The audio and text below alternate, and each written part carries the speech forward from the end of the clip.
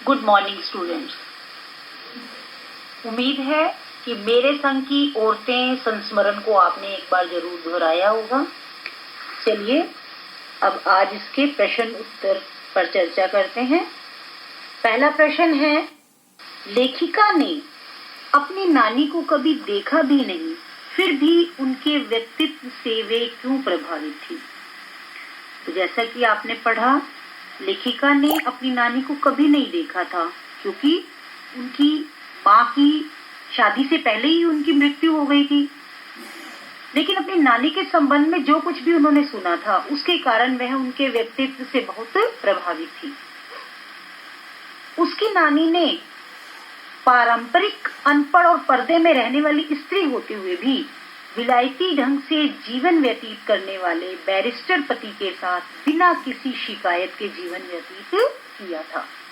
मरने से पूर्व वे पर्दे का लिहाज छोड़कर, क्योंकि वो पर्दा करती थी, बड़ी ही साधारण सी महिला थी, अपने पति के मित्र स्वतंत्रता सेनानी प्यारेलाल शर्मा से मिली और उनसे वचन लिया कि वे उनकी पुत्री का विवाह किसी स्वतंत्रता सेनानी से ही करवाएंगे, क्योंकि ये उनकी बहुत एक प्रबल इच्छा थी।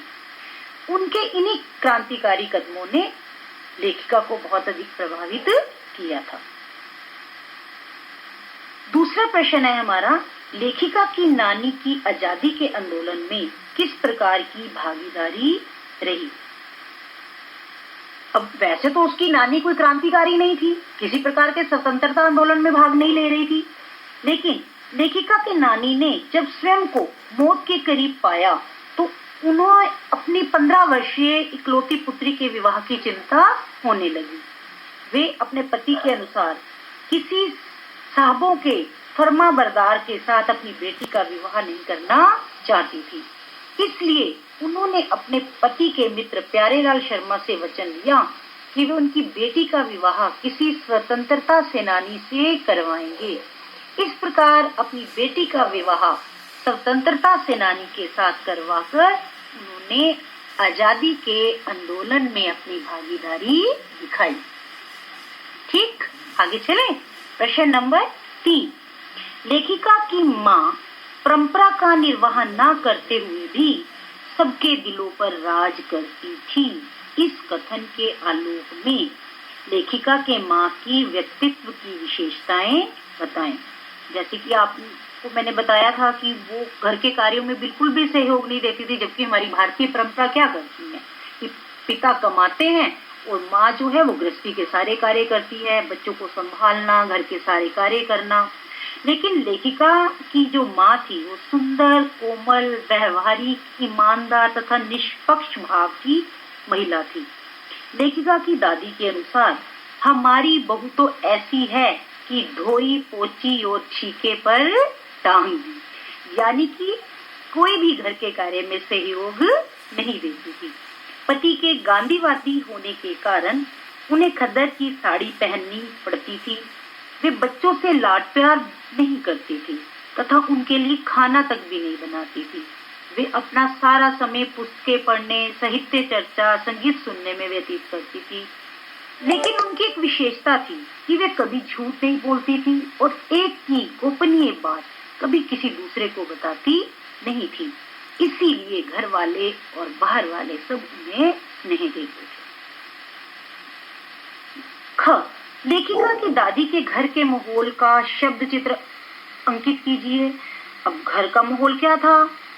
क्योंकि वो स्वतंत्रता प्रेमी थे, क्रांतिकारी थे, आंदोलनों में भाग लेते थे, तो गांधीवादी था। उसके पिता की जेब में पुश्तैनी पैसा धेला एक नहीं था, पर वे होनहार थे। उनके घर में सभी खादी के वस्त्र पहनते थे। लेखिका की माँ को भी खादी की साड़ी पहननी पड़ती थी कि उनकी जो नाजुक कमर थी वो चनक खा जाती थी। उसकी दादी का परिवार उसके नाना के विलायती रहन सहन से बहुत अधिक प्रभावित था, इसलिए लेखिका की माँ से कोई भी ठोस कार्य नहीं करवाया जाता था। उनकी राय मांगकर उसे पूरी तरह निभाया जाता था। लेखिका की माँ को दादी के घर में पूरा सम्मान मिलता था।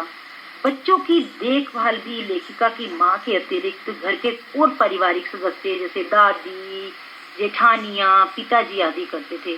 घर में सबको पूरी आजादी थी। कोई भी किसी के आंतरिक मामलों में हस्तक्षेप नहीं करता था और घर में परदादी भी थी। प्रश्न नंबर 4, आप अपनी कल्पना से लिखिए कि परदादी ने पोतोहू के लिए सबसे पहले बच्चे के रूप में लड़की पैदा होने की मन्नत क्यों मांगी। जैसे कि भारतीय परंपरा में आज भी कई जगह, आज तो वैसे बहुत टाइम बदल गया है, समय बदल गया है, आज लड़कियां लड़कों से कई क्षेत्रों में, कई क्या अधिकतर क्षेत्रों में आगे बढ़ गई हैं, लेकिन फिर भी एक पहले ऐसी मान्यता थी कि पहला जो घर में था पुत्र की कामना की जाती थी कि हमारे घर में पहला बेटा हो। लेकिन जो लेखिका की परदादी थी, सदा लीक से हटकर उन्हें चलने की आदत थी। परिवार में परदादी के पुत्र तथा पोते की भी बहनें थी, इसलिए ऐसा कारण नहीं था कि परदादी पोतोहू के लिए पहली संतान के रूप में लड़के के स्थान पर लड़की की मन्नत मांगती। उन्होंने समाज में प्रचलित इस परंपरा को तोड़ने के लिए ही पोतोहू की पहली संतान लड़की होने की मन्नत मांगी, क्योंकि आम लोग पहली संतान के रूप में क्या मांगते हैं, लड़का।